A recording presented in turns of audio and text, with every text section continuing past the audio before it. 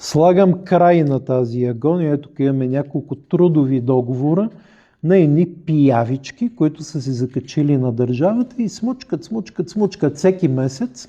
Професия банкомат. Отиват, теглят пари, никой не ми вижда очите. Първият един такъв човек, 120 000 лева ни е струвал, платени от нашите данъци.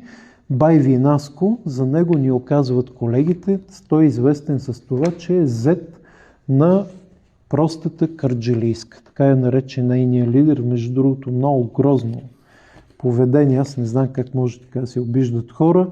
Следващия такъв юнак, Вели от Перник, 124 000 лева ни е струвал. Специално с вътрешна архитектура и компютърен дизайн, но е решил да работи почти без пари като шофьор в държавно горско предприятие. След което двама души, Байви Радо от Перник и Руми от Драгичево, и двамата са започнали като общи работници на 1320 лева заплата. След което обаче с 1000 лева заплата по същото време с тях и в същото държавно горско предприятие започва и един господин от Брезница, магистър по горско стопанство, с 5 години стаж по специалността, 5 години учи, 5 години работи и решава да работи за по-малко пари, отколкото общите работници. Какъв е той феномен, не знам. И тримата са ни излезли по 20 000 лева.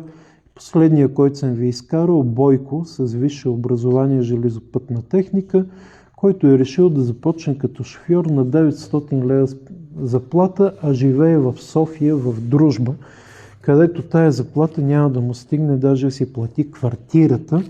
Какво е общото между всички тези хора, че тази заплата изобщо не са си изкарали, тя им е била допълващ доход. Те най-вероятно работят и на някое друго място, където си изкарват истинските пари.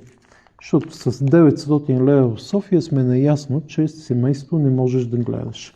Ей, такива хора са някъде около 15 000 души в държавната администрация и държавните предприятия и агенции. И ние, докато не ги махнем тези хора и не разтоварим държавата от тези стотици милиони лева разходи, които излизат от джобовете ви като данъци, няма как ние да говорим, че държавата наистина работи за хората. Затова ние в нашето министерство го правим. А тези хора ще ги ядем на инспектората и на МВР, да отидат и да ги питат колко дни са работили за 400 хиляди лева, които сме платили за тях. Сега отиваме в Симитли да ви покажа и ни безобразие.